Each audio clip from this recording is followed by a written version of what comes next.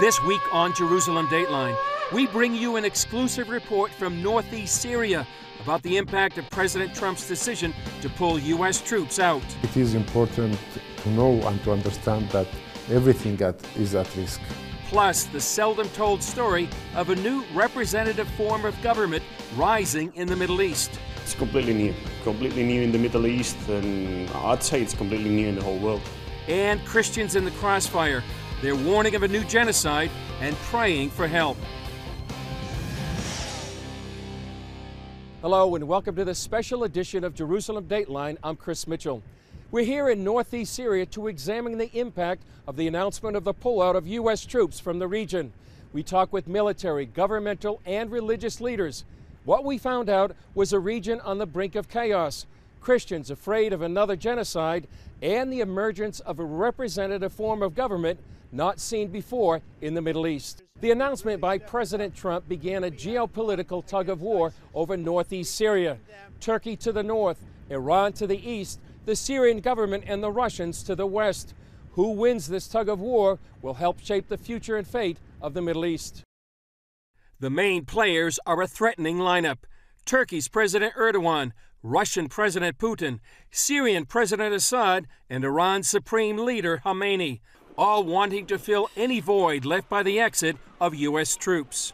Their target? Leaders of a new, largely democratic government inside northeast Syria. It includes Christians, Arabs, Kurds, and other ethnic groups. They say Trump's surprise decision left them at the mercy of the larger nations around them. The people in this area are very frightened by the decision of the American pullout because a lot of countries and militias are coveting the region east of the Euphrates to replace the American. Russia, the Assad regime, Iran and Turkey, or the Nusra Front that have declared publicly that they will support Turkey on their attack of the east of the Euphrates. The decision by President Trump for the withdrawal of the U.S. troops was a decision not at a good time, and it wasn't coordinated with us if we are ready or not ready. This decision had really negative consequences on the Council. Most see Turkey as their main threat. Turkey is so dangerous because it has been the old and the new enemy for our people, from the before the revolution and now. Erdogan wants to take our area to make it to him, related with the Turkish government. Then Syria and Russia came courting, hoping to build a relationship. Yet if this new government were to align with Assad and Putin, the regional chess game could increase the threat to Israel. That's because an alliance between this newly formed government and Syria could provide Iran with a much larger route to transport weapons and supplies to Hezbollah in Lebanon. This would complete Iran's desire to build a land bridge to the Mediterranean. Israel is already fighting to keep Iran from basically transforming Syria into its own military base on Israel's northern border. Within just the past year, Israel has launched more than 200 strikes against Iranian targets within Syria. With both Israel and Iran promising to hit each other harder, any influx of weapons could turn this simmering conflict into all-out war. Iranian militias are also sitting on their border. The Iranians, and with the support that they are providing to the Syrian regime, and with the thousands of foreign militias who they brought here and who are now waiting on the southern shores of the Euphrates River, who are ready to invade those places anytime the U.S. is going to leave. Of course, they are making a threat for the world people and even for the Christians. We have seen what the Iranian militias are doing against the Christians in Iraq, either it is Baghdad or in Mosul or Nineveh Plain. Iran is the main enemy of the Syrian people. Iran is like cancer. What destroyed Syria is Iran. SDF Commander Ahmed Musa warned of what the U.S. pullout might mean to Iran. Simply put, the withdrawal of the American forces and the international alliance would enable the expansion of the Iranian and Persian Shiite crescent. The Iranian Shiite crescent from Tehran passing through Iraq, passing through Tadmur, would make this a belt, a region that would become Iranian. But if Iran expanded in, will affect the entire Middle East, and it will negatively impact the European countries. Earlier this month, Secretary of State Mike Pompeo explained What happens when the U.S. leaves a power vacuum? We learned that when America retreats, chaos often follows. When we neglect our friends, resentment builds. And when we partner with our enemies, they advance. If the Americans go out and there's no agreement on the political front, for sure that's going to cause a lot of chaos in the area, and that chaos will cause a lot of conflict in the region. Pompeo also said America is a force for good in the Middle East, and that's the ultimate hope of this new group of leaders. Your partners have fought the terrorism and ISIS side by side with our United Syrian Democratic Forces alongside American forces. Now the war is still going on, and the Syrian Democratic Forces have given more than 8,000 martyrs for the sake of fighting ISIS. So how do you give up on them that easily? We need more talks and discussions with the American administration and the American government to know what are the best steps for the future of the area and to guarantee the safety of all those different groups who are living here. I think it's the American administration needs to work on the decisions that they are taking, not only the withdrawal, but also the protection he is offering for the people of North and East Syria and for the protection of the Christians and the other religious minorities in Syria and Iraq. While it remains to be seen who will win this tug of war and fill the void here, all indications are whoever prevails will help dictate the future course of the Middle East, Israel, and perhaps the world. Coming up, it's a new form of government. Some say it's a first in the Middle East. I would say it's an indigenous model of democracy, and it's really working. CBN presents The I Wills of God, your path to overcoming fear and anxiety. We're going to talk about some of the incredible promises God has made to His children. In Pat Robertson's newest teaching, you'll discover the I wills of God. I will rescue him, protect him, answer him, be with him in trouble, deliver him, honor him, satisfy him with long life, show him my salvation, and see amazing stories of God's promises in action. What I felt was loved and treasured. God spared my life twice in 3 days. The good Lord had given me a second chance. Break free from stress and despair. The Lord doesn't want you to live in fear, but to know the rewards given to those who love God. Call 1-800-700-7000 or visit cbn.com. The I Wills of God, your path to overcoming fear and anxiety. Hello, I'm Terry Newsom. Did you know there are more than 148 million orphans in the world today? 148 million. But it was 3 little girls that taught me about the plight of orphans. My husband and I spent nearly a month immersed in the daily activities of a Ukrainian orphanage as we waited to adopt 3 sisters. I saw firsthand the utter loneliness, the pain of rejection, and the overwhelming desire to be loved. That experience changed me forever. And out of it grew a ministry from my heart called Orphans Promise. Today, we're helping orphans and vulnerable children in more than 50 countries worldwide. Thousands of children are now in safe homes. They're being educated, and they're learning life skills. I'm asking you to join with me and become family to these children. Will you call the number on your screen right now? Because every child deserves a chance to be happy. One of the major stories here in northeast Syria is the emergence of a representative form of government that represents all the peoples like the Kurds, Christians, and Arabs. It also preserves religious freedom and emphasizes the role of women. Called the Self-Administration of Northeast Syria, or SANS, it controls a third of Syria, between the Tigris and Euphrates rivers. Some 4 million people live within its borders. After the Syrian revolution began in 2011, the Assad regime began to pull out of northeast Syria. Then the people of this region had to fight both Al-Qaeda and then ISIS. These 2 major developments led the people of this region to form a representative form of government not seen in the Middle East before. Truly, as I have mentioned before, the self-administration of northeast Syria, and also in this management, all the minorities are from northeast Syria, from Kurds, Arabs, and Syrians, and Turkmen, and other minorities. It's a federal system of government like the U.S. and makes the role of women a priority.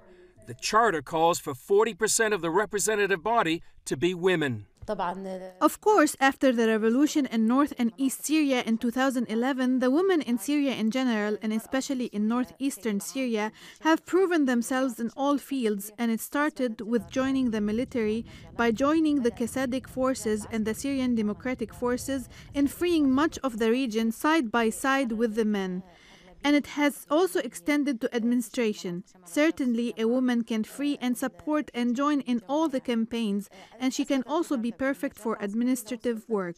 Why the priority? Because women are the half of the society. Men and women complete the society. This village meeting is one of the regional women's centers designed to train women to play a role in society. They've also made a place for Christians.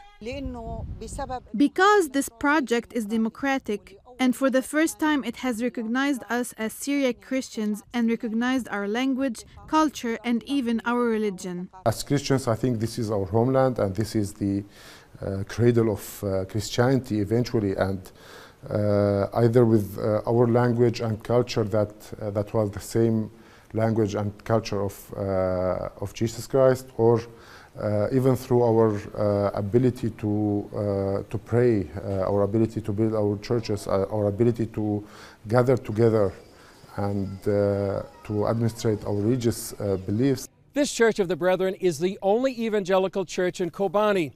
One of the church leaders says this would never have been allowed under the Syrian regime.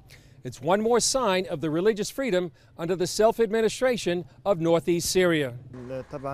The region has given us permission in the context of the administration of northeast Syria, and like this we will continue. Concerning the church, we can express our rituals with complete freedom. The new government wrote a social contract in 2014. In their preamble it states, the charter proclaims a new social contract based upon mutual and peaceful coexistence and understanding between all strands of society.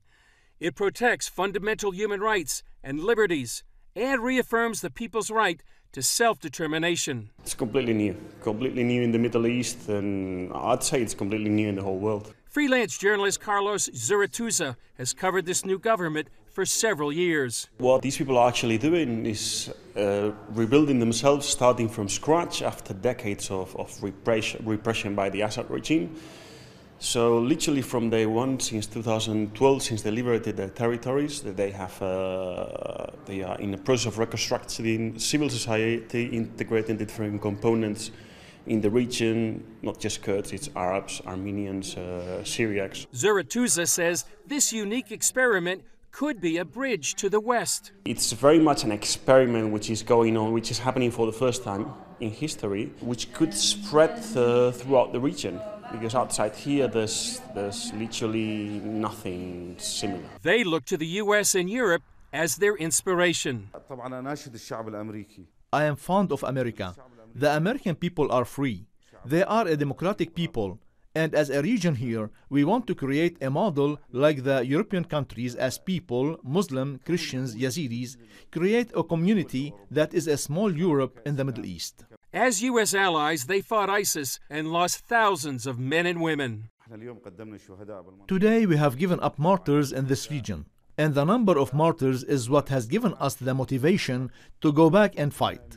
And we wish from the US President and we wish from the American people that they would not disappoint us and stand with us. They want the US to play a role in this new democracy. Truthfully, President Trump is a president of a great country. And we in northeastern Syria, along with the American army and the soldiers of the International Alliance, have accomplished much and gained globally. And not only for northeastern Syria, because we fought our biggest terror threat in the world. That's why the great country, USA, should play a role that supports independence and creates a political process that would serve all the minorities that are in northeastern Syria and Syria in general. Yet Zurituza says this is a fragile democracy. The Turkish border is right there. Erdogan has always made his plans very, very public. And the regime is controlling the city center here in Kamishlu. And there's also lots of jihadi factions, Islamists, Daesh, fighting against ISIS, even if it's in its last pocket still going on. The leaders say their hope is to spread this new democracy throughout Syria, rather than form another country. Whether it can survive long enough to make their dream come true remains to be seen. Up next, Christians caught in the crossfire. So the man with weapons attacked my cousin's house and shot and killed his son. They're warning of a new genocide and praying for help. Parents, the Superbook Bible app is a great way to get your child reading the Bible, because in today's busy world, we can use some help. The free Superbook Bible app has fun stuff your kids will love. They'll have a blast learning the Bible, playing great games, watching cool videos, discovering heroes in the Bible. They'll have fun while they learn God's Word. The Superbook Kids Bible app, available now. Life. It's meant to be lived fully. Jesus said it. I came to give you life. Life to the fullest. Life in your family. Life in your finances. Life in your body, mind, and spirit. Life in your everyday.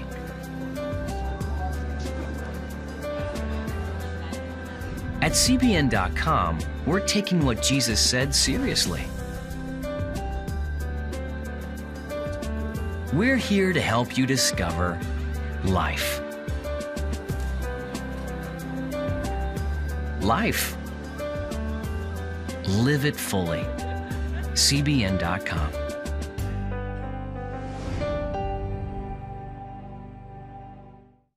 Discover the I wills of God.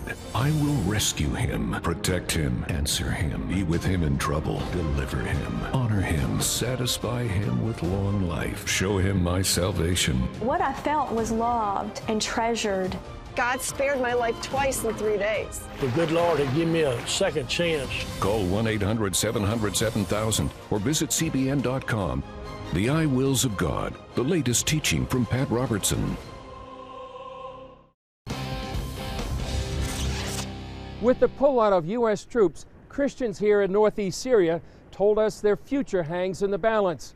With the region on the brink of chaos, they're fearful and warning of a new genocide. Just a few years ago, ISIS left a scar on the land in the form of an historic genocide. Now Christians fear another potential apocalypse, with enemies all around them. All the countries and all of the regional countries who are interested in the Syrian situation, we see that Iran is in Syria, Turkey is in Syria, Russia is in Syria. Turkey is the main concern. After the threats of Erdogan to this region that he wants to take the place of the great force of America, we felt danger because of this void. If it was filled by the countries of this region or another power, there will be danger in general for the people, and especially the Christian people. The reason many people in northeast Syria are afraid of Turkey is because of what happened last year in northwest Syria, the Turkish invasion of Afrin. In January 2018, its army, along with Islamic militias called the Free Syrian Army, began a military campaign to capture the city of Afrin. Charmaine Heading of the Shai Fund lays out the Turks' goals. We know from what the statements that they've made that they want to get rid of the people in this area and bring in other people from Syria. So it's a population displacement. Since last year, the Syrian Observatory for Human Rights reported 350,000 people have been displaced, more than 2,600 kidnapped, along with widespread property confiscation and looting. And because many of these Christians were originally Muslim background believers, they were particularly going to be targeted. We have seen and we had reports about several cases of kidnapping, killing, stealing the property of the Christians or kidnapping them, asking for ransom or killing them. And that is all, I think, part of a program to empty the Middle East and to empty Syria from its original people and its native people who are, again, the Syrian Christians. To find out more about the Afrin campaign, we traveled here to the city of Kobani and this evangelical church. Last year, Christians fled Afrin during the Turkish operation to take over the city. Some came here to Kobani to find refuge, security, and a place to worship. Zani pastors this church. He and his wife Shinar fled Afrin.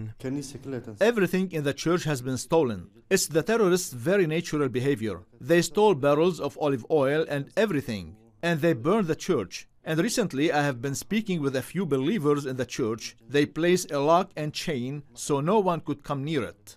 Islamic soldiers allied with Turkey killed her cousin's child. My cousin was in the house. There were a group of people with weapons that entered our neighborhood and they were stealing. So my cousin went out and asked them, "What are you doing? Don't steal what other people own." So the man with weapons attacked my cousin's house and shot and killed his son. Turkish President Erdogan has threatened a similar campaign into northeast Syria. When Shinar heard about President Trump's decision, she prayed. Our situation was very hard. It means we had prepared ourselves, prepared our suitcases, especially we Christians. In a fearful state, in sadness, every day we cried and prayed to the Lord that we would not end up like Afrin. There was a female believer in Afrin. She was kidnapped and they raped her and killed her. So we are afraid that what happened in Afrin would also happen in Kobani. President Trump's decision surprised them. We love the American president a lot, but when he made that decision to withdraw American troops, it was a strong shock. I have said that he is a believer and that he prays. And so I was surprised. Why did President Trump do this? That he immediately wants to withdraw the forces from here. Is it possible that he was not considering the church or that he doesn't know that there are believers here? This is the Turkish-Syrian border. Behind me you can see the Turkish flag flying. One proposal is that Turkey would control a 20-mile security zone all along the Turkish-Syrian border. For most of the people we talked to said that would lead to a disaster. Most of our Christian people lives in this area, and if any military operation happened in this area, it will be real fear on our people. Recently, Erdogan stated when Manbij, Tel Rifat, two cities in northeast Syria, and regions east of the Euphrates would be cleared from militants, the millions of people will have a chance to return to their homes. Despite the threats, these Christians see themselves as indispensable to the Middle East. We as Christians, our faith is in God's existence for sure. We always depend on God and on Jesus that He would give us strength. Today, Jesus gave us a word. You are the salt of the world. Today, we as Christians, if we are not in the Middle East, so the Middle East will be destroyed. These Christians are looking to President Trump as the leader of the U.S. and as a fellow Christian. What I know is that President Trump is a Christian and has this faith. Through him signing a law about protecting Christians in Iraq and Syria, that was a very big hope for us. There are blessed believers in the American Congress and believers like Graham, and there are others. And we pray that God would place in their hearts that they would stand up and speak before the president, speak for democracy and the peace of the region. President Trump slowed down his timetable to pull out U.S. troops, but for Christians here in northeast Syria, they are hoping and praying for much more than that. In an exclusive interview, CBN's David Brody and Jennifer Wishon asked White House Press Secretary Sarah Sanders what President Trump would say to the Christians who are terrified in northeast Syria. Well, sticking with policy, Sarah, lots of evangelicals are very supportive of what President Trump is doing, but many are terrified of his policy in Syria, his strategy there. And the president just today, tweeted that countries like Iran is a source of potential danger and conflict. There are a lot of Christians who feel like, the U.S. pulling out of Syria leaves them at the hands of countries like Iran. What do you say to those Christians? Look, the president's made clear that we support Christians, that we support the Kurds. He's made that clear to Turkey. He's made that clear publicly on a number of fronts. And it's one of the reasons that the president has been tough on Iran, is to make sure that people don't feel threatened. We've supported the safe zones that are going to be very important. And the idea that the president is just stepping away and ignoring any potential problem doesn't understand the fundamental decision that he's made. He wants to bring our troops home out of Syria, but we're not leaving the region either. We're still going to have a presence in the region, but as much as we can continue to totally and completely destroy ISIS, the president wants our troops out of Syria, and he wants to be able to bring more of them back home to the United States. CBN News traveled throughout northeast Syria and met some of the men and women on the front lines of a region in crisis. Some final thoughts when we come back.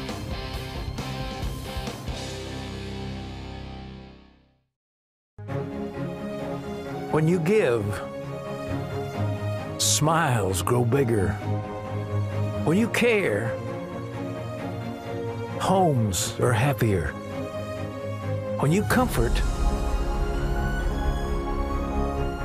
the hurt goes away. When we all come together to love, miracles happen. Hello, I'm Terry Newsom. Did you know there are more than 148 million orphans in the world today? 148 million. But it was 3 little girls that taught me about the plight of orphans. My husband and I spent nearly a month immersed in the daily activities of a Ukrainian orphanage as we waited to adopt 3 sisters. I saw firsthand the utter loneliness, the pain of rejection, and the overwhelming desire to be loved. That experience changed me forever. And out of it grew a ministry from my heart called Orphans Promise. Today, we're helping orphans and vulnerable children in more than 50 countries worldwide. Thousands of children are now in safe homes. They're being educated, and they're learning life skills. I'm asking you to join with me and become family to these children. Will you call the number on your screen right now? Because every child deserves a chance to be happy. Hello? Is this thing on? Hey, kids, do you love games? And do you love discovering things? Well, do ya? Then you're gonna love this. It's the new free Superbook Kids Bible app. You can play games, watch videos, find answers to your questions, and a whole lot more. The new Superbook Kids Bible app. Free downloads available on iTunes and Google Play now. From Kobani to Kamishli, we traveled several hundred miles to hear the voices of the political, military leaders, Christians, and soldiers on the front lines of this geopolitical tug of war. We heard the hopes of a new form of government, the fears of a coming disaster, and pleas that even at this late date, the decision by President Trump could be reversed. They asked for support for the world to recognize them and ask for prayer. Please pray for these people, this region, and the future of one of the most strategic places on earth, from the Tigris to the Euphrates at this time in history. I'm Chris Mitchell. We'll see you next time on Jerusalem Dateline.